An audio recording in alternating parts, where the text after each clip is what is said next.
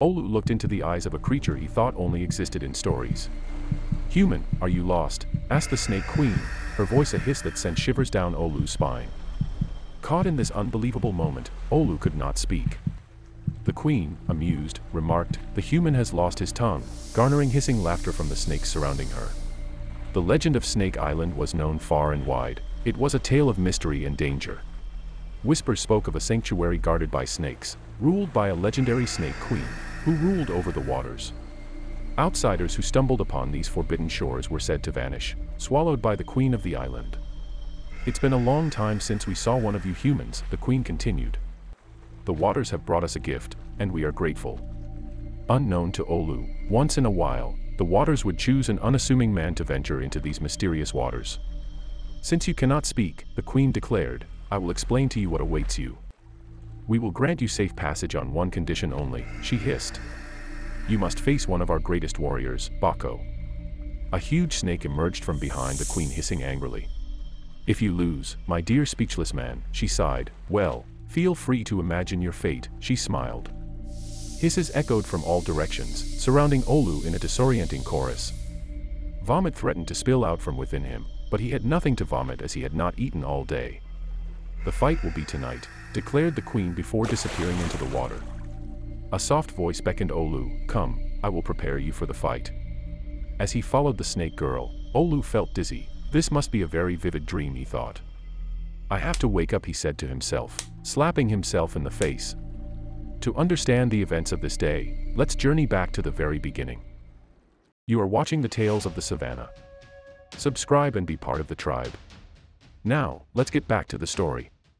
On this fateful sunny day, Olu slept in his humble canoe through the winding river, feeling the warmth on his skin. This was something he had been warned several times not to do. When he woke up, he realized he was lost. This part of the river looked different.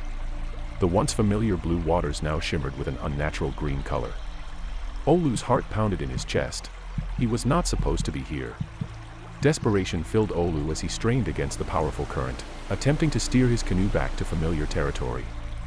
The once peaceful sunny day had transformed into a sinister silence, broken only by the splashes of Olu's paddle.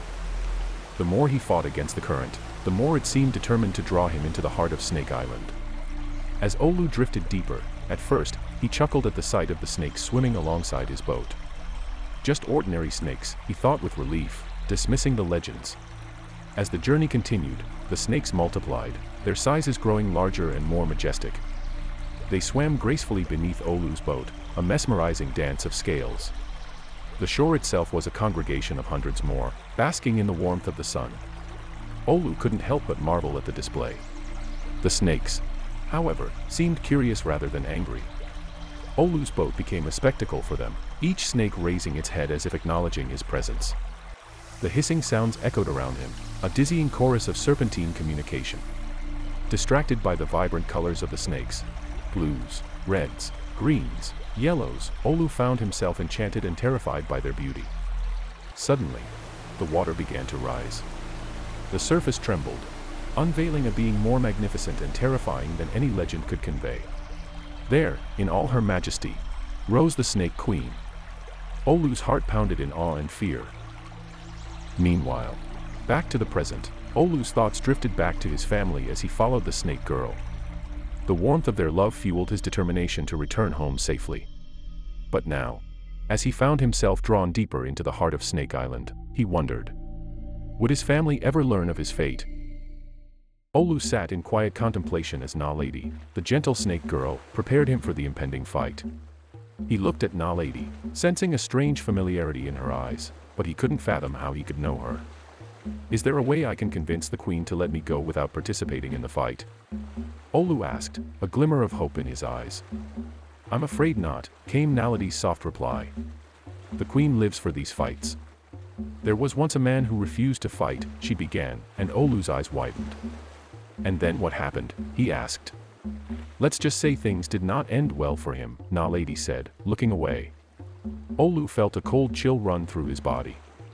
"And the warrior snake Bako, tell me more about him," Olu inquired.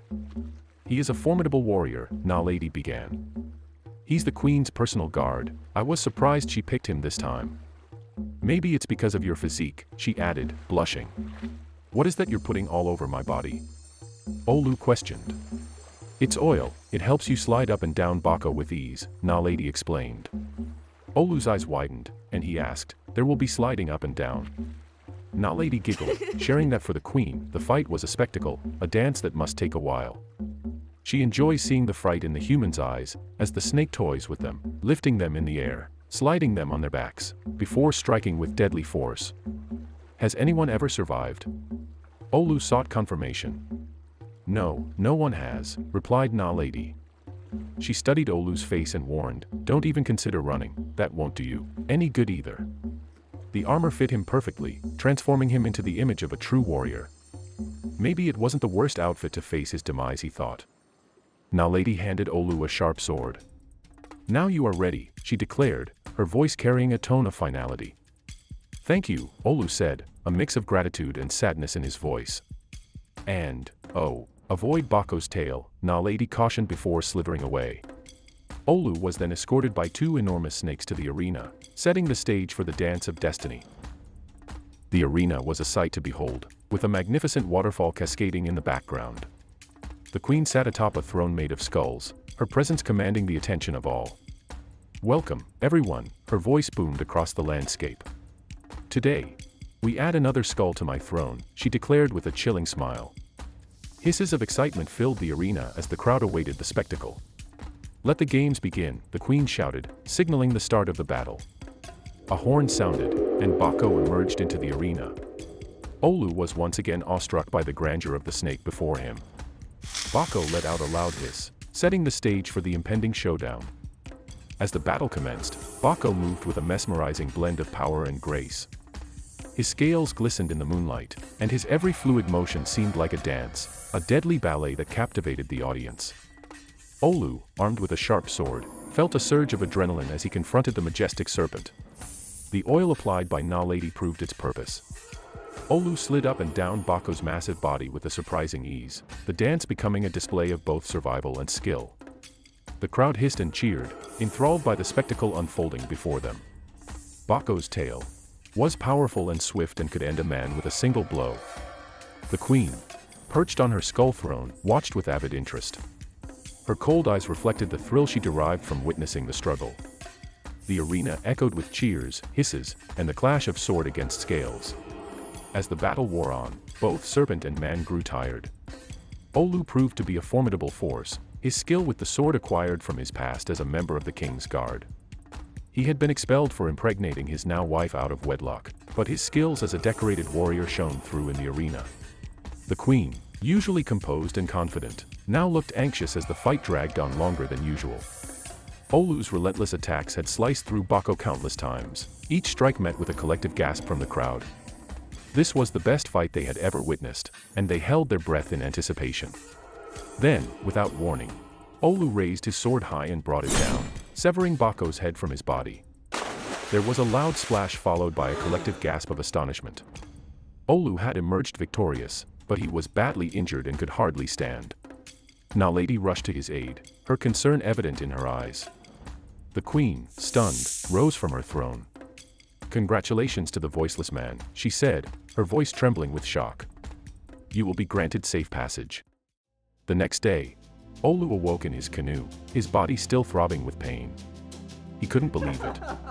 The waters around him were no longer the ominous green of Snake Island, but the familiar blue of home. Glancing to the side, he spotted the sword he had used to win the fight. Realizing its worth, he knew he had been compensated well. With a triumphant cry, Olu held the sword up in the air in victory. He knew that his family would never want for anything ever again. His bravery in the face of danger had ensured their future prosperity. The village celebrated Olu's return. The legend of Olu, the voiceless warrior, would be told for generations, a reminder that even in the face of challenges, the human spirit could emerge victorious. The snake people recognized and respected Olu's courage and tenacity. The hisses of admiration for the human who dared to fight the mighty Bako, emerging victorious intertwined with their history, as the only man who lived to tell the tale, and returned home to the embrace of his loved ones. That, my dear tribe, is the legend of Olu, the voiceless warrior. Stay tuned for our upcoming backstory on Naledi the Snake Girl, and discover how Olu recognized her. Thank you for watching our story, The Snake Island, and we hope you enjoyed it. What lessons did you draw from this story? Share your thoughts with us in the comments below. Don't forget to subscribe and be part of the tribe. Thank you for watching The Tales of the Savannah. We will see you next time, in the Savannah.